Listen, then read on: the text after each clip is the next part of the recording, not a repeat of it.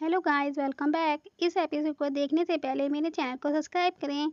इसकी स्टार्टिंग में फैंगली और मॉली भागते हुए एग्जाम देने के लिए आ रहे थे क्योंकि उनके रूम का अलार्म न बजने से उनको देरी हो गई थी। टीचर उन्हें अंदर नहीं जाने देती। उनके रिक्वेस्ट करने पर भी वे नहीं मानती, तो फैंगली भागते हुए दूसरी टीचर से बात करने आई थी कि उसके लिए ये एग्ज़ाम बहुत इंपॉर्टेंट है। अगर उसने ये नहीं दिए तो नेक्स्ट सेमेस्टर तक उसके पास कोई भी स्कॉलरशिप नहीं होगी। पर टीचर उसमें फैंगली की हेल्प नहीं करती। वे उसे बताती है कि वे इन पेपर को मेक एग्जाम में दे सकती है, लेकिन उसे इसके लिए फीस जमा करनी होगी। रात होने पर मीनू यान से फैंगली के बारे में पूछ रहा था। क्या उसने उसे देखा? उसने एग्जाम भी मिस कर दिया। किसी को नहीं पता वे कहाँ है। यान ये सुनते ही वहाँ से फैंगली को ढूंढने निकल जाता है। इधर फैंगली वही गेम के पास थी। उसमें से वह बार बार वह बॉल निकालकर अपना लक चेक कर रही थी। तभी वहाँ यान आकर उसे पूछता है कि वह उसके कॉल का जवाब क्यों नहीं दे रही। फैंगली जब भी उन्हें निकाली जा रही थी, यान समझाता है कि मुझे पता है कि तुम्हें बुरा लग रहा है, पर तुम मेकअप एग्जाम भी दे सकती हो। फैंगली को उस मशीन पर इतना गुस्सा आ रहा था कि वह उसे तोड़ने लगती है। यान उसे शांत रहने को कहता है कि वह पब्लिक प्रॉपर्टी को नुकसान कर रही है। फैंगली यान को पुलिस बुलाने को कहती है, तो यान उसे गले लगा लेता है। फैंगली के शांत होने पर वह वहाँ पे बिखरे सामान को उठाने लगती है, जिस पर यान उसे हंसाने के लिए कहता है कि मिस फैंगली, तुम इससे एक दुकान खोल सकती हो। वे यान को इसके लिए थैंक्स करके वहाँ से चली गई थी। यान भी उस गेम में से अपना लक देखता है। देन फिफाई जीआई के पास आकर चिल्ला रही थी कि उसकी वजह से फैंगली ने एग्जाम नहीं दे पाई क्योंकि उसने ही अलार्म खराब किया।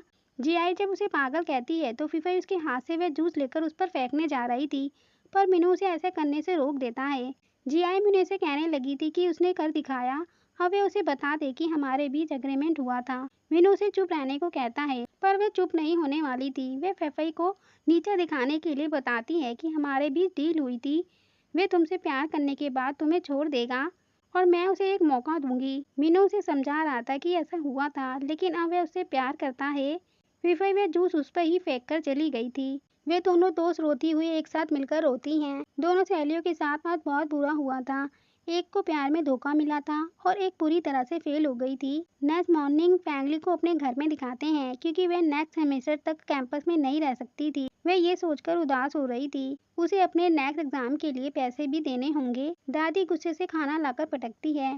फैंगली तो झूठ बोल रही थी कि उसके एग्जाम अच्छे गए, लेकिन दादी को पता चल गया था। उन्हें काउंसलर ने कॉल करके बता दिया था और वे उससे झूठ भी बोल रही थी। वह रोते हुए उससे कहती है कि वह बहुत बदल गई है। कॉलेज जाकर तुमने एक बड़ी दुनिया देखी, लेकिन हमारी छोटी सी जगह बड़े शहरों की तुलना में कुछ नहीं है। तुमको मेहनत करने की जरूरत है। दादी फैंगली से काफी नाराज थी। वह उसकी बात भी नहीं सुनना चाहती थी। इधर यान फैंगली की याद में अपने टाइम को स्पेंड कर रहा था।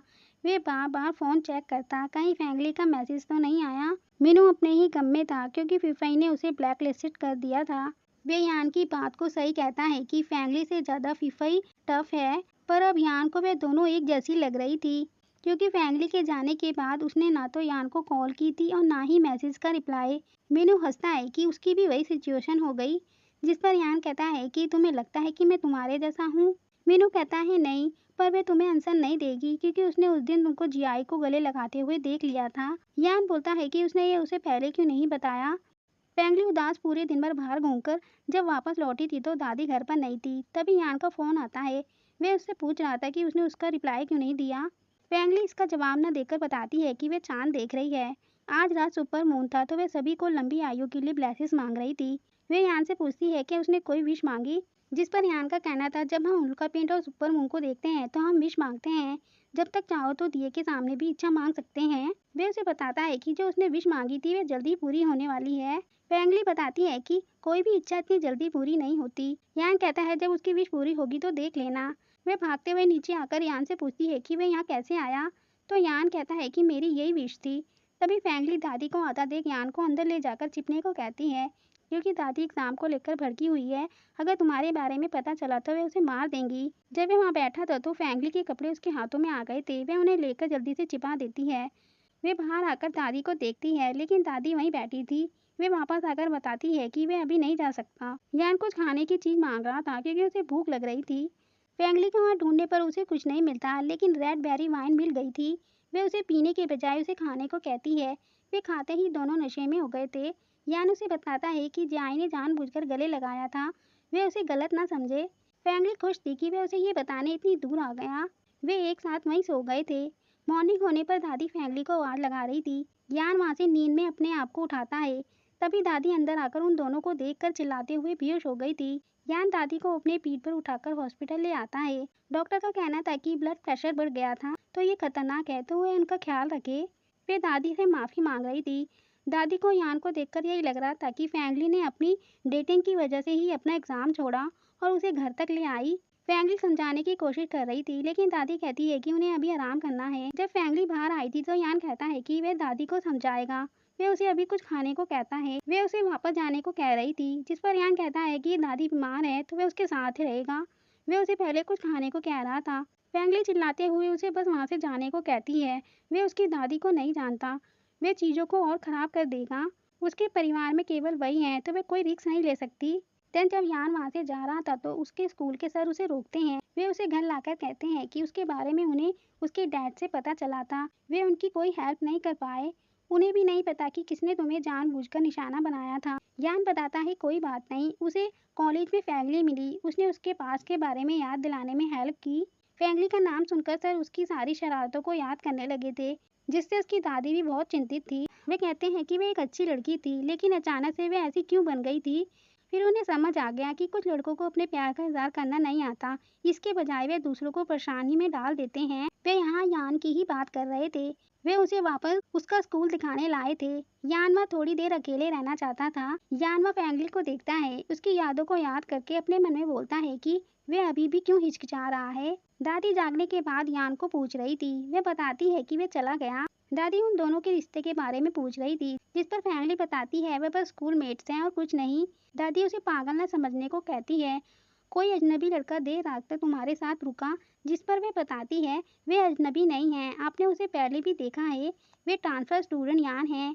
दादी को वह याद आ गया था, क्योंकि यान ने ही तो फैंगली को परेशान करके रखा था। वे कहती हैं उसने उसे जाने को क्यों कहा, जिस पर वे बताती हैं क्योंकि उनसे इम्पोर्टेंट उसके लिए कोई भी नहीं है। यान बस स्टॉप पर खड़ा फैंगली को फोन मिलाने की सोच रहा था। वह बस आ गई थी। तभी सर भागते हुए यान को रोककर उसे उसकी मॉम का भेजा गिफ्ट दे रहे थे। यान को वे देखते ही अपना पास याद आ जाता है। उसके बर्थडे वाले दिन वे काफी दुखी था।